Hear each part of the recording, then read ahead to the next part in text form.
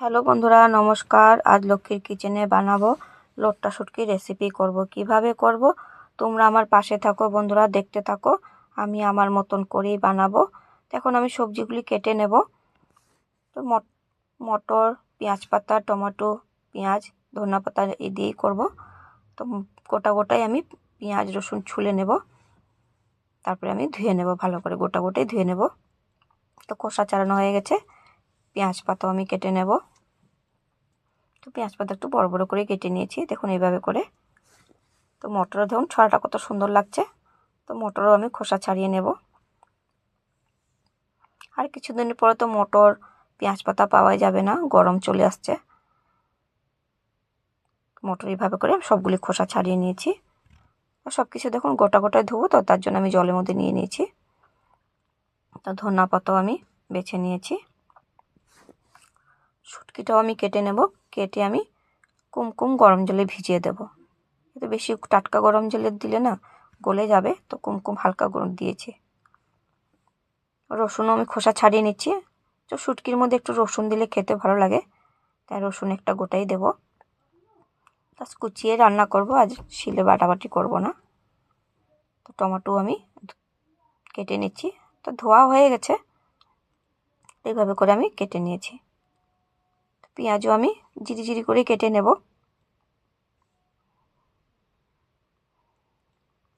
এভাবে করে কেটে নিয়েছি। লঙ্কাও কেটে নেব। তো শুটকি মাছে একটু ঝাল দিলে ভালো লাগে, তো একটু ঝাল দেবো আজ। রসুনও আমি কুচিয়ে নেব। রসুন কুচানো হয়ে গেছে। ধনিয়া পাতাও আমি কেটে নেব।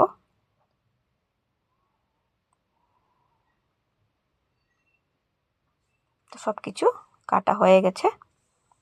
তো যা যা লাগবে সব কিছু আমি রান্নার জন্য গুছিয়ে নিয়েছি। কড়াই গরম হয়ে গেছে, সর্ষের তেল দিয়ে দিয়েছি। তো তেল গরম হয়ে গেছে, শুটকির মধ্যে নুন হলুদ মেখে ভেজে নেব। তো ভাজা হয়ে যাবে, গন্ধটা খুব সুন্দর হয় শুটকি ভাজার। তো ভাজা হয়ে গেছে, তুলে নিচ্ছি। দেখুন, তো সেই তেলে আমি পেঁয়াজ কুচি দিয়ে দিচ্ছি। পেঁয়াজটাকেও একটু ভেজে নেব। ভাজা হয়ে গেছে, দিয়ে দেব মটরশুঁটিটাও ভেজে নেব।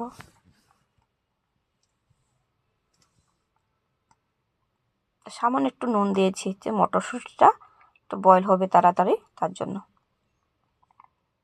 তো দিয়ে দেব লঙ্কা কুচি, রসুন কুচি, আবারও ভেজে নেব। ভাজা হয়ে গেছে, তো দিয়ে দিচ্ছি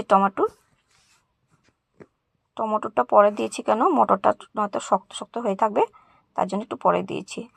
তো দিয়ে দিচ্ছি মশলা, জিরা ধনিয়া লঙ্কার গুঁড়া হলুদ গুঁড়া, পরিমাণ মতো নুন দিয়ে ভালো করে আমি মশলাটাকেও ভেজে নেব সবজির সাথে।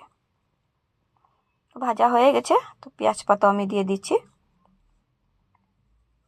পেঁয়াজ পাতা আলু দিয়ে ভাজা করলেও খুবই ভালো লাগে। আমি শুটকি দিয়েই বানাচ্ছি, অন্য একদিন বানিয়ে তোমাদেরকে দেখাবো। তো দিয়েছি সামান্য একটু চিনি দিলে কেউ সবজির মধ্যে একটু ব্যালেন্সিংটা খুব ভালো লাগে খেতে। তো হয়েই গেছে দেখুন।